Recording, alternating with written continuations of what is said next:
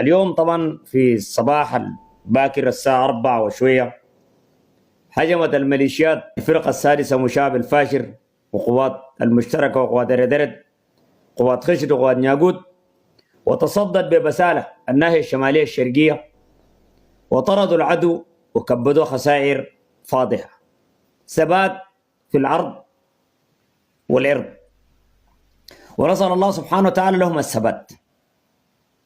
طبعا الهم الشاغل كله الإسقاط، ده الهم الشاغل. الهم الشاغل بقي الإسقاط أكثر من فك الحصار. الكلام ده لازم الناس تعرف، وبنأكد بمصادر موثوقة جدا وبدون شرح كثير.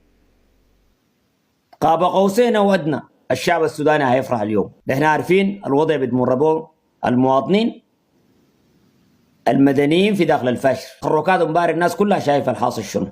الليل كله حديد ما شاء الله، بسم الله ما شاء الله تبارك الله، زاحف الى الفاشر اصلا. ونبارك للشباب وللشعب السوداني كله انضمام قوه حركه جيش تحرير السودان جناح أركو مناوي حاكم إقليم دارفور. القوة اللي انسلخت من الطاهر حجر. الآن حجر ما عنده حجر، قاعد ساكت. وفي 3 مواقع أخرى برضو تحت الترتيبات كلها انضمت الآن.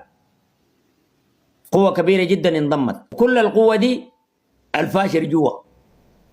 نعم أيوة نعم، كل القوة دي الفاشر جوا، هي جوا دارفور وقاعدة في دارفور.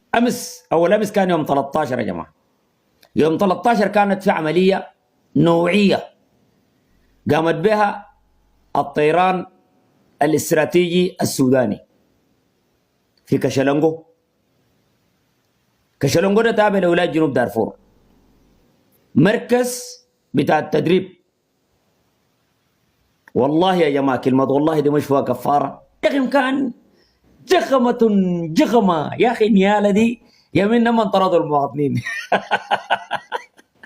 كشلنقو كشلو قال لك ما سموا أي حاجة. الناس دي لازم معهم كوبرا بهناك. كوبرا انت وين؟ انت ما قاعد تنجخم. ده عارفها قوات خاصة والله يا جماعة.